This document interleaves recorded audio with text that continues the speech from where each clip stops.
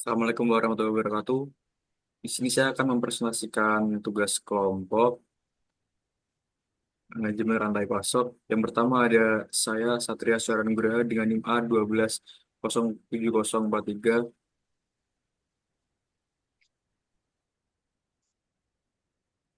Lalu ada saya, Asar dari Radiani, dengan NIM A12 2023 Kemudian ada saya, Arbinan Rofilni dengan 512 2023 07051. Dan ada saya, Ajrul Sabir, NIM A12 203 07023. Selanjutnya ada daftar isi. Yang pertama ada gambaran umum, kedua ada analisis pasar, setelah itu ada strategi pemasaran, rencana operasional, mitra dalam rantai pasok, aliran data informasi, ilustrasi dan urutan. Setelah itu ada jaringan rantai pasok, DP atau decoupling point, yang terakhir ada instrumen supply chain. Yang pertama ada gambaran umum pabrik briket arang untuk ekspor ke negara beriklim dingin. Dengan fokus utama pada pasar Eropa dan Amerika Utara, produk menggunakan bahan baku biomasa seperti tempurung kelapa dan serbuk kayu. Dengan visi, misi, dan tujuan sebagai berikut. Untuk visi, di sini ada menjadi produsen briket arang terkemuka untuk pasar ekspor internasional dengan komitmen pada keberlanjutan dan efisiensi energi. Misi, menyediakan briket arang berkualitas tinggi dengan distribusi efisiensi dan ramah lingkungan, serta memberikan solusi pemanasan yang ekonomis bagi konsumen. Untuk tujuan ada mencapai kapasitas produksi 500 sampai 1.000 ton per bulan, membangun jaringan distribusi yang kuat di Eropa dan Amerika Utara, serta menjadi pemain utama dalam pasar briket arang internasional. Setelah itu ada analisis pasar. Untuk target pasar sendiri dari pabrik ini adalah negara beriklim dingin di Eropa seperti Jerman, Inggris, Prancis, dan Amerika Utara seperti Kanada dan Amerika Serikat. Setelah itu ada fokus pada rumah tangga yang membutuhkan pemanas ruangan, bisnis kecil seperti toko dan distribusi bahan bakar. Yang terakhir ada segmen konsumen yang mengutamakan produk ramah lingkungan dan ekonomis. Di poin analisis pesaing sebagai berikut. Penekanan pada aspek ramah lingkungan dan efisiensi biaya. Setelah itu ada diferensiasi melalui kualitas produk dan layanan pelanggan. Yang terakhir ada keunggulan kompetitif dalam biaya produksi karena lokasi strategis di Indonesia. Setelah itu ada strategi pemasaran. Untuk strategi sendiri, di sini ada penetapan harga berbasis musim dengan harga premium saat musim dingin. Program loyalitas pelanggan untuk mendorong pembelian berulang, pengemasan ramah lingkungan dengan material biodegradable. Yang terakhir ada building produk untuk pelanggan bisnis.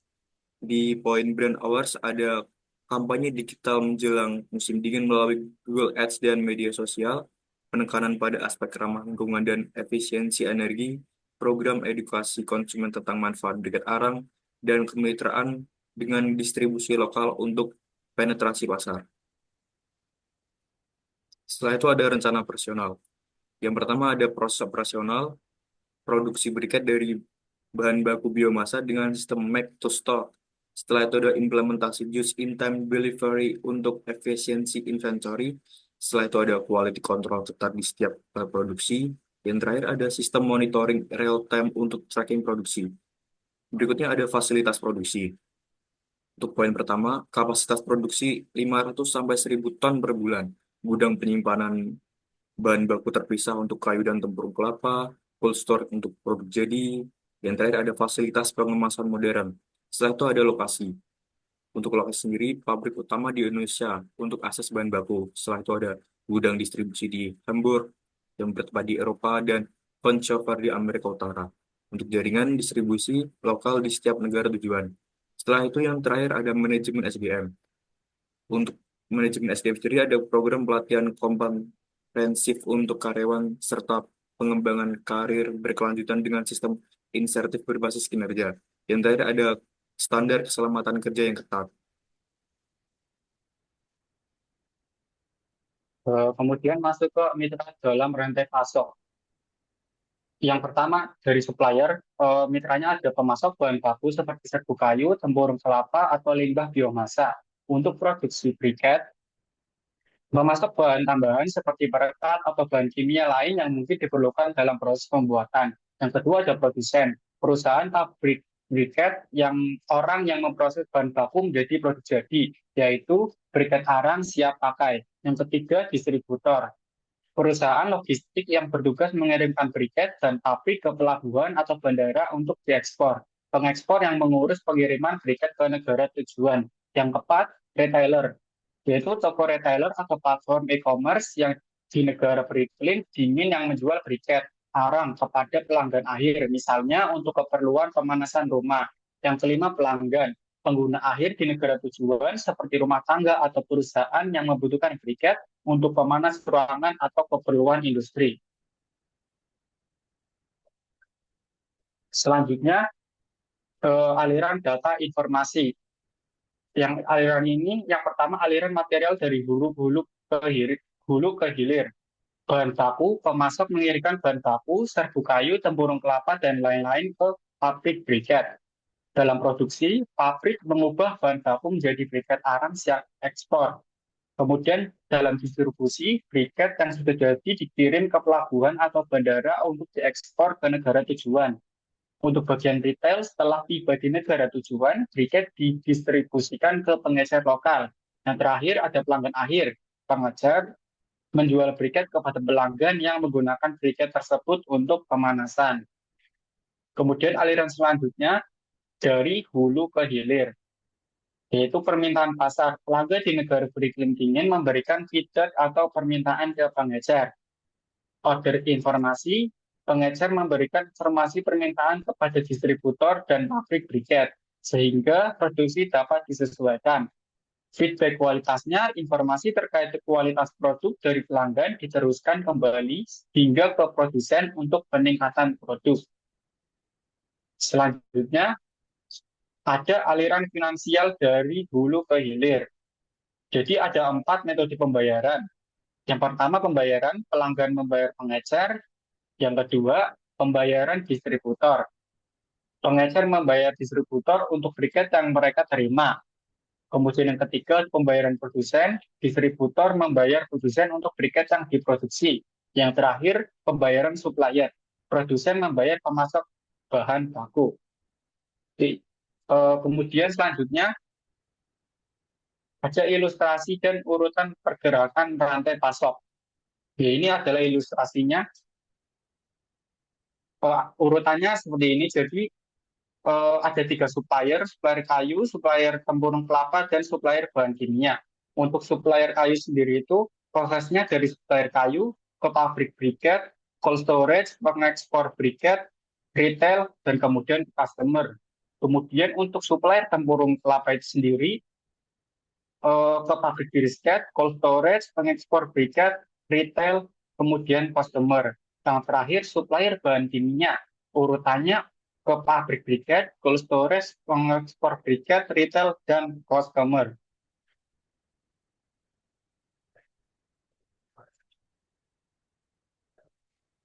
Lalu lanjut ke bagian jaringan rantai pasok. Yang pertama itu kita ke pasar yang akan menjadi target penjualan. Ini di negara-negara yang beriklim dingin seperti di Eropa dan Amerika Utara.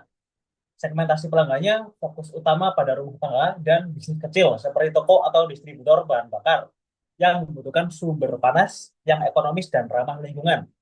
Lalu yang kedua ada load time. Load time yang dapat dijanjikan beserta biaya yang diperlukan untuk mencapainya. Load time-nya target waktu pengiriman sekitar 4-6 minggu dari pabrik ke negara tujuan. Mencakup waktu produksi, pengemasan, dan pengiriman laut ke pelabuhan di negara tujuan. Biaya pengiriman, kisaran biaya pengiriman bergantung pada negara tujuan. Lalu nomor 3, lokasi fasilitas produksi dan distribusi yang akan dioperasikan beserta jumlahnya. Fasilitas produksinya itu dapat ditempatkan di Indonesia atau di negara Asia Tenggara yang memiliki akses bahan baku biomasa. Lalu fasilitas distribusinya sebaiknya ditempatkan di pelabuhan utama di negara tujuan. Lalu nomor 4, proses yang bisa diserahkan oleh pihak ketiga. Ada pengemasan akhir bisa diserahkan kepada pihak ketiga. di negara tujuan untuk fleksibilitas dalam kemasan dan label. Lalu ada distribusi lokal, penyedia layanan logistik lokal di negara tujuan dapat menangani distribusi ke pengecer atau pelanggan akhir. Lalu ada transportasi internasional, penyedia logistik internasional dapat digunakan untuk pengiriman antar negara guna menghemat biaya dan memastikan pengiriman yang cepat dan andal. Hal yang kelima, ada kapasitas masing-masing fasilitas yang harus digunakan. Ada pabrik produksi. Kita harus menentukan kapasitas produksi sekitar 500 sampai 1.000 ton per bulan untuk mengantisipasi permintaan musim dingin dan penumpukan stok untuk pengiriman yang lebih cepat. Lalu ada gudang distributor. Gudang di negara tujuan sebaiknya mampu menampung setidaknya 200 hingga 300 ton briket untuk memenuhi kebutuhan selama musim tinggi atau musim dingin. Lanjut ke nomor 6, ada produk yang harus diproduksi oleh masing-masing pabrik. Produk utamanya yaitu contoh pabrik di Indonesia atau negara Asia Tenggara lainnya akan fokus memproduksi briket arang standar dalam bentuk bulk. Produk variannya, jika ada permintaan khusus, pabrik bisa memproduksi briket dengan ukuran dan densitas berbeda. Lalu nomor 7, produk yang harus disimpan di masing-masing gudang. Ini ada gudang di negara tujuan sebaiknya menyimpan briket siap pakai dalam kemasan standar yang dapat langsung didistribusikan ke pengecer. Lalu ada gudang penyimpanan bahan kimia agar bahan kimia tidak tercampur dengan bahan lainnya. Lalu ada gudang tempurung batok kelapa yang tujuannya untuk menimbun stok banyak batok kelapa yang disetorkan oleh para penjual batok kelapa. Lalu di nomor 8 ada pabrik yang memasok tiap gudang. Pabrik di Indonesia akan memasok gudang yang berada di Eropa dan Amerika Utara melalui jalur pelayaran laut. Lanjut ke yang nomor terakhir. Gudang yang akan memasok tiap wilayah pasar. Ada gudang di Hamburg akan memasok wilayah pasar di Eropa Utara. Lalu ada gudang di Vancouver akan memasok pasar di Amerika Utara. Briket bagi negara yang mempunyai iklim dingin atau bersalju akan sangat membutuhkan guna menghangatkan rumah, apartemen maupun hotel.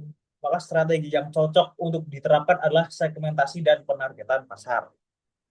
Lalu masuk ke decoupling point. Decoupling point atau postponement adalah strategi untuk menunda beberapa aktivitas dalam rantai pasok, seperti produksi akhir atau pengemasan, hingga informasi yang lebih spesifik mengenai permintaan pelanggan tersedia. Untuk decoupling point ini sendiri dibagi menjadi 4. Ada MTS, make to stock, sistem di mana aktivitas produksi dapat dilakukan tanpa menunggu permintaan definitif dari pelanggan.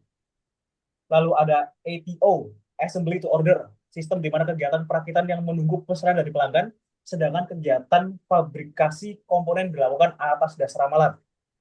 Lalu ada MTO, make to order, sistem kegiatan fabrikasi komponen menunggu pesanan dari pelanggan karena setiap pesanan mungkin menggunakan jenis komponen yang berbeda-beda. Lalu ada ETO, engineer to order, sistem di mana perancangan produk baru dilakukan setelah ada pesanan dari pelanggan.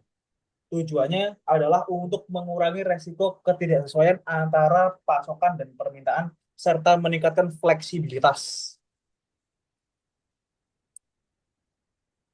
Lalu di decoupling point yang kita terapkan adalah dalam kasus kami, perusahaan ini menggunakan ATO, assembly to order, yang diaplikasikan penyesuaian akhir pada pengemasan atau label dilakukan setelah pesanan spesifik diterima dari pelanggan, misalnya dari negara yang memiliki regulasi tertentu tentang pengemasan produk.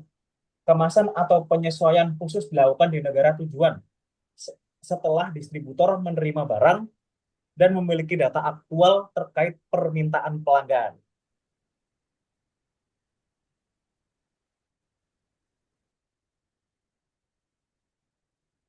Kemudian masuk ke bab 4, di sini ada instrumen supply chain. Yang pertama ada promotion, kedua pricing, 3 inventory management, 4 CRM, 5 order fulfillment, dan ke-6 deal structuring. Next.